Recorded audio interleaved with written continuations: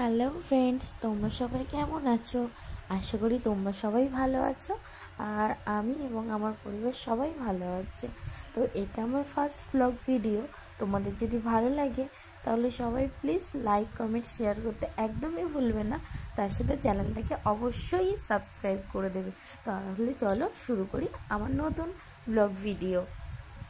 তো আমরা সকাল সকাল মামে উঠে গেছিলাম। উঠে গিয়ে ওই 10:30 11টা মতো বাজে। তখন আমরা একেবারেই দুপুরের খাওয়াটা খেয়ে নিয়েছিলাম। ডাল, আলু সিদ্ধ, আমার দিদার হাতে একটা স্পেশাল আচার দিয়ে, বেগুন ভাজা দিয়ে ভাত খেয়ে তারপরে আমরা মামে একটু ঘুমিয়ে পড়েছিলাম। ঘুম থেকে উঠে মেয়েকে পড়তে বসিয়েছি। তো মেয়ে একটু পড়াশোনা করছিল। পড়ে নেওয়ার পর ওকে আমি বলছি, মাম্মা তুমি কি করছিলে এখানে? তো মেয়ে বললো, মা আমি ড্রয়িং করে একটু অ আ ক খ জানি তো, এখন বাচ্চা সব রকম মিলিয়ে মিশিয়ে একটু লিখছিল। তো এমনি ও লেখা টেখা সবই পারে। তারপরে আবার ওর একটা স্পোকেন ইংলিশের আর কি খাতা আমি তৈরি করি ঘরে, সেটাকে ওকে প্র্যাকটিস করাই যাতে ও ছোটো থেকে অভ্যেসটা থাকে। তো এখন জানোই যে ইংলিশ ছাড়া কোনো কিছুই ঠিকঠাকভাবে চলে না। তার জন্য একটু চেষ্টা করি বাড়িতে, আমারও প্র্যাকটিস হয় এবং মেয়েটাকেও শেখানো হয়। তো মাকে ফোন করেছিলাম ওই 6:30 7টা নাগাদ। মা বলল কালকে আয়, সে একটু ঘুরে যা। তো তাই জন্য মেয়েকে বললাম, মাম্মা আমরা কালকে মামার বাড়ি যাব, তুমি কি যাবে?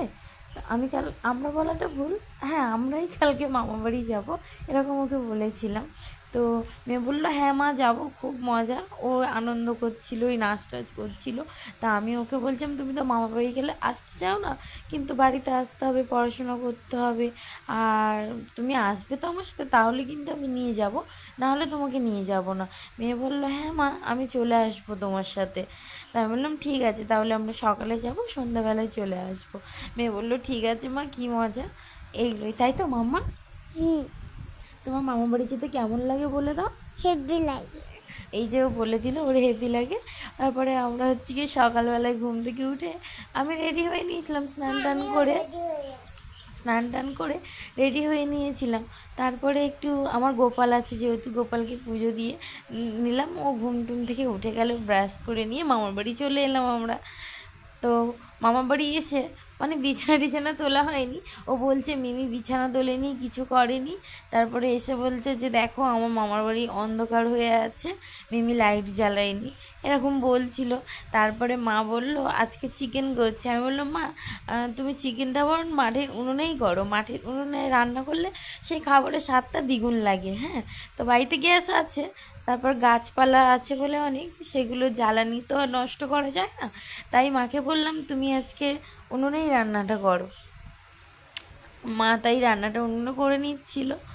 তো আমার মাকে বলছিলাম, মা আলুটা তুমি তো আগে দাও না, লাস্টে দাও, লাস্টেই দেবে। মা বললো হ্যাঁ, আগে আলুটা দিলে চিকেনে গলে যায়, তো তরকারিটা মানে ঘাঁটা ঘাঁটা হয়ে যায়, ভালো লাগে না। মানে শেষের দিকে দিলে সেদ্ধ হয় খুব সুন্দর, আর ঘাঁটে না তরকারিটা, আলুটা গোটাই থাকে, আর ওটা ভেঙে খাওয়ার মজাটাই আলাদা। তো মেয়ে খাবে বলে কেমন একটা করছিল যে মা আমি এরকম করে খাবো। আবার দেখি কিছুক্ষণ, আমার বাবা তো চিকেন হলেই আগে তুলে খাবেই। তারপরে মেয়ে মেহেন্দি করে নিল, মেহেন্দিটা দেখাচ্ছে, মা দেখো আমার মেহেন্দি যাবো, আর একটা রিলস করব ওই কী গান ওটা, আজ আমাদের মেলা বসেছে বকুলতলা, এই ধরনের একটা গানের রিলস করবে, এটাই বলছিল মেয়ে।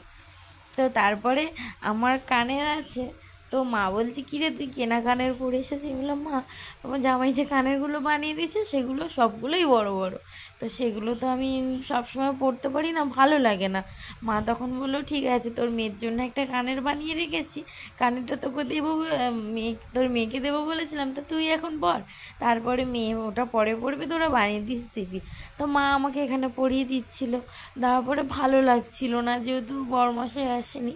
তারপরে হচ্ছে কি আমি বিকেলের দিকে একটু ঘরের সামনে বসেছিলাম আমাদের, তো ভালো লাগছে না, এইসবই বলছিলাম আর কি। বরমাসায় আসেনি তো তাই জন্য একা একা ফিল হচ্ছিল। তারপরে বসে বসে ভাবছিলাম যে কবে আসবে কি। ও তো এখানে থাকে না, যেহেতু আমাদের থেকে অনেকটা মানে দূরে থাকে ও, তার জন্যই। চলো এখানে, চলো।